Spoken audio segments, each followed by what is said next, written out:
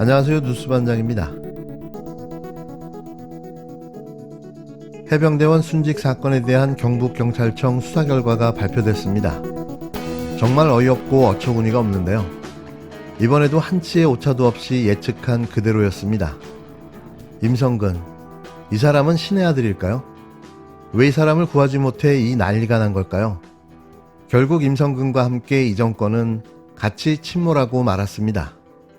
언론 등에서 제기하거나 수사 과정에서 검토 대상이 된 행위는 작전 통제권이 없음에도 불구하고 여러 수색 관련 지시를 하거나 안전 조치를 하지 않았다는 부분들입니다. 먼저 형법상 직권남용죄 성립 여부에 관한 판단입니다. 형법상 직권남용죄는 공무원이 일반적 직무권한에 속하는 사항에 관하여 직권 행사에 합작하여 실질적 구체적으로 위법부당한 행위를 한 경우에 성립하는데, 여기에서의 직권남용이란 공무원이 일반적 직무권한에 속하는 사항에 관하여 그 권한을 위법부당하게 행사한 것을 뜻하므로 그 일반적 직무권한의 범위를 넘는 소위 월권 행위는 여기에 해당되지 않는다고 하는 것이 대법원 판례의 태도입니다. 이에 따르면 작전 통제권이 없는 일사단장의 작전 관련 지시들은 월권 행위에 대하여 형법상 직권남용죄에서의 직권남용에 해당하지 않게 됩니다. 만약 이와 달리 월권 행위도 직권남용에 해당한다 하더라도 이 월권 행위로 인해 현실적으로 다른 사람에게 법령상 의무 없는 일을 하게 하였거나 다른 사람의 구체적인 권리 행사를 방해하는 결과가 발생해야 합니다.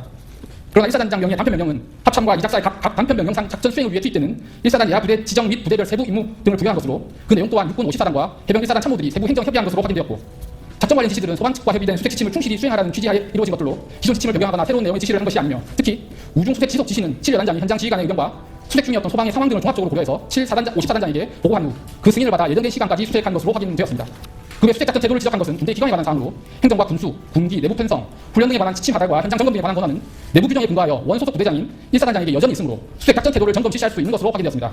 특히 이런 행위들은 급박한 재난 상황 속에서 실종자들 수색 구조하기 위한 목적하에 이루어진 것이라는 점을 종합적으로 고려해볼 때 7 여단장 등 부대원들에게 법령상 의무 없는 일을 하게 한 것이라거나 54단장의 작전 통제권 행사를 방해한 위법부당한 것이라고 보기 어렵습니다. 따라서 월권 행위에 대한 내부적인 징계나 인사상 불이익 조치 여부는 변론으로 하고 형법상 직권남용죄가 성립되기 어렵다고 판단하였습니다.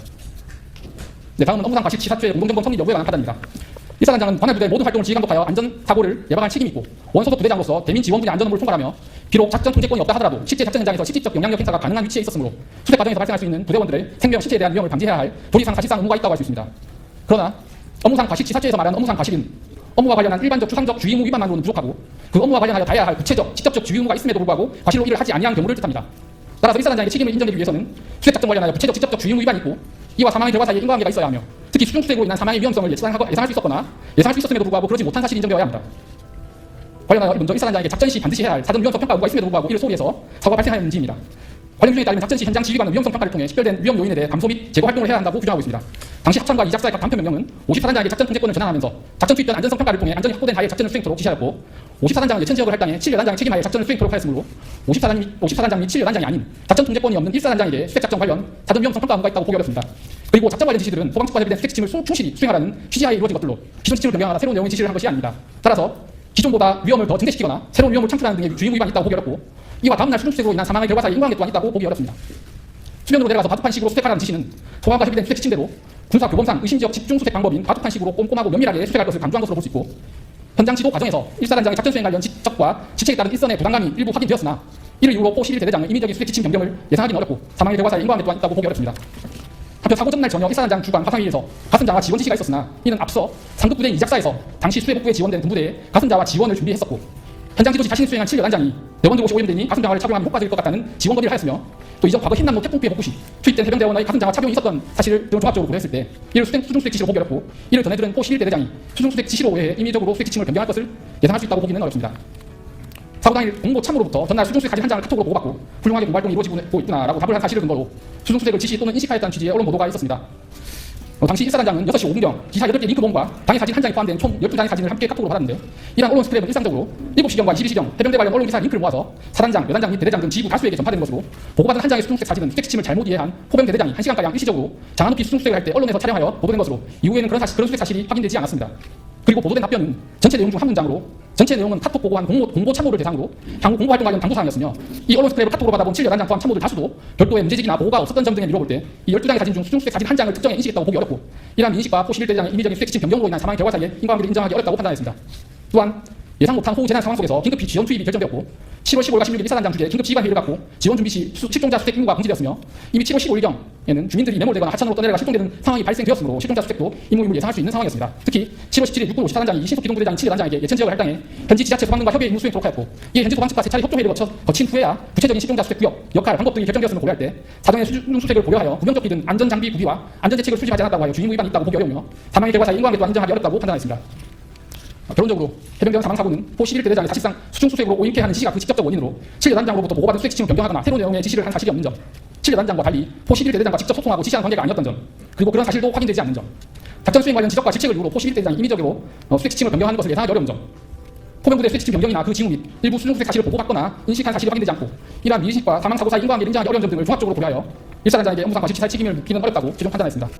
이미 지난 5일 차상병 순직 사건을 무려 361일 동안 수사해온 경북경찰청이 이 사건의 주범으로 지목받고 있는 임성근 전 사단장에 대해 무혐의 처분을 내렸는데요. 전 국민이 1년여 가까이 속속 드러나는 이 사건의 실체를 지켜보며 모두가 왜 이토록 이 사건을 축소 은폐하려 했는지에 대한 진실을 알게 됐습니다. 국가 권력의 최고 윗선이 이를 지시했고 대통령실과 국방부가 나서 전방위로 이 사건을 축소 은폐한 사실이 드러났는데요. 하지만 끝까지 이들은 모르쇠로 침묵을 유지하며 계속해 문객이하고 있는 겁니다. 이에 이 사건의 실체를 밝히기 위한 차상병 특검법이 2차례 발의됐고 첫 번째 특검법은 대통령의 거부권으로 무산됐는데요. 이에 두 번째 차상병 특검법이 발의돼 정부로 송부된 상태지만 이 역시 또 거부권을 행사할 것으로 보여집니다. 이런 상황에서 오늘 경북경찰청의 수사 결과 발표는 윤석열 대통령이 차상병 사건을 끝까지 은폐하겠다고 쇠기를 박은 건데요. 이 무도한 정권에게는 아무것도 기대할 수가 없는 겁니다. 더 놀라운 건 이 수사 발표가 최희병이 사망한 지 일주기를 앞두고 서둘러 마무리할 의도로 벌인 이벤트였다는 것과 수사 발표 전 임성근 전 사단장에게 면죄부를 주기 위해 열렸던 경찰 수사심의위원회가 불법이었다는 사실이었는데요. 아무런 권한도 없는 경북경찰청장이 직권으로 수사심의위원회를 열어 임 사단장에게 무혐의를 준 겁니다. 결국 최혜병 특검법이 왜 필요한지를 증명해 주었는데요. 그저 한심하다는 말밖에는 할 수가 없습니다. 대체 왜, 무엇 때문에 일개 사단장 하나를 지키겠다고 지옥불로 뛰어든 걸까요? 무엇을 상상하든 그 이상을 보여주는 윤석열. 결국 국민들의 손으로 쫓겨나는 선택을 하고 말았습니다. 임성근 사단장에게 면죄부를 줬던 수사심의위원회가 개최가 됐는데 그 수사심의위원회를 김철문 경북경찰청장이 직권으로 개최하였다고 하는데 그 근거 규정 없이 무단으로 개최했기 때문에 직권 남용으로 고발한 겁니다. 그러니까 수사심의위원회라는 형식을 통해서 그런 결론을 도출했는데 이 수사심의위원회를 열라고 신청할 사람의 자격이 따로 있어요? 그렇습니다.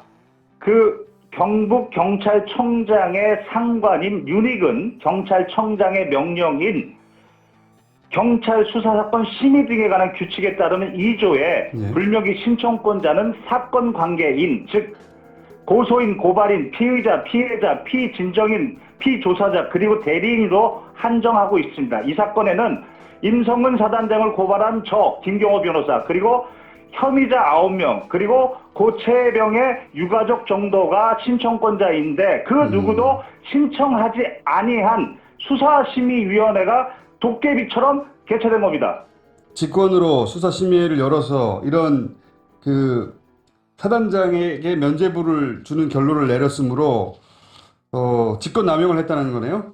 그렇습니다. 조금 더 말씀을 드리면 윤익은 경찰청장의 명령인 경찰사건 심의 등에 관한 규칙에 따르면 이 사건 수사심의위원회를 2장에서 규정하고 있고 2조에서 6조까지 규정하고 있습니다. 여기에 규정은 모두 다 신청에 의한 수사심의위원회만 규정하고 있지 경북청장의 직권에 의한 수사심의에 관한 규정이 전혀 없습니다. 균형 규정도 없습니다. 정말 위법합니다. 그래서 위법한 위원회를 열었으므로 수사심의위원회 자체도 무효고 따라서 그 결론도 무효고 그런 위법한 수사심의회를 개최하도록 만든 김철문 경북청장은 직권남용이므로 공수처에 고발한다.